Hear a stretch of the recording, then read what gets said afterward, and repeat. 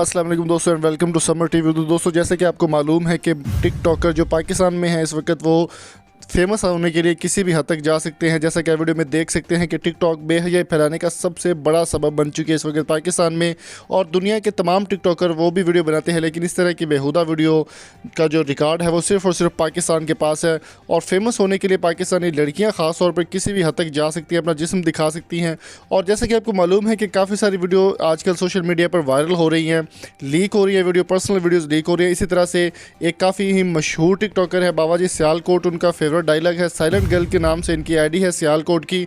उनकी तस्वीरें social media पर काफ़ी ज़्यादा लीक हो चुकी हैं और काफ़ी सारे लोग इस वीडियो को सर्च भी कर रहे हैं। अगर आप ये वीडियो देखना चाहते हैं तो डिस्क्रिप्शन में लिंक मौजूद है, आप जाकर वहाँ से देख सकते हैं। डिस्क्रिप्शन को आपने ओपन करना है और लिंक पे क्लिक करके आप देख सकते हैं।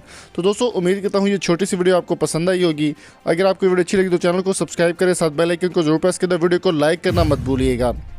मिलते हैं जल्दी एक नई वीडियो के साथ। Thank you so much for coming. अल्लाह हाफिज़।